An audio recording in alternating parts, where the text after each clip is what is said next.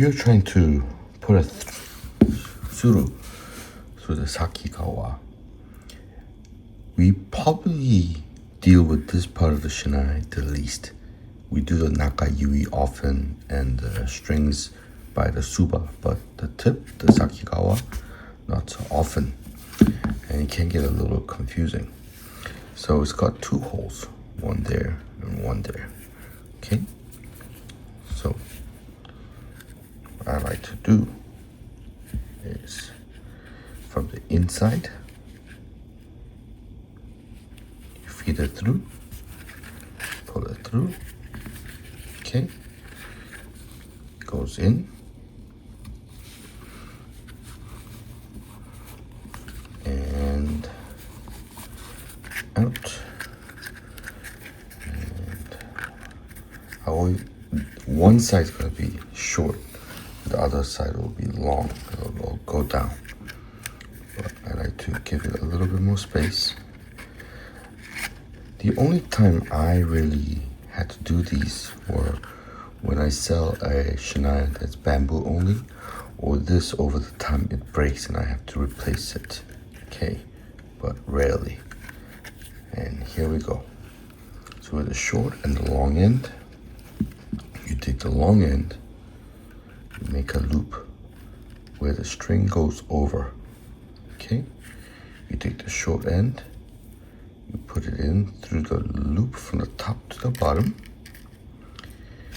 and then the short one goes over the long end, under and up. Okay, and then you pull through, and then just adjust, and you have that knot. Okay, and then you make sure your shinai has a sakigomu.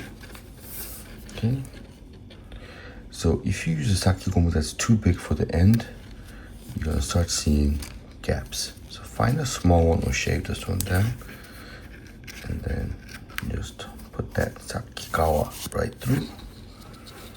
Okay, and then you have it. Okay, there we go. That's how you do the knot. So I'm gonna use a big string to make it easy. So imagine the sakigawa is here and the string went through.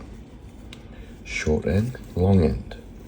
You're gonna take the long end, make a loop so it's crossed over the main string.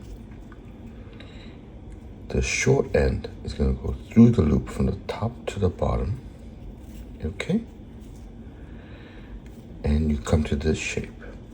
The short end is gonna go over the long string and through the loop from the bottom to the top. And when you pull the long string, it locks on. Okay? And so the tighter you pull it, the tighter it'll get. All right? So let me do that for you again.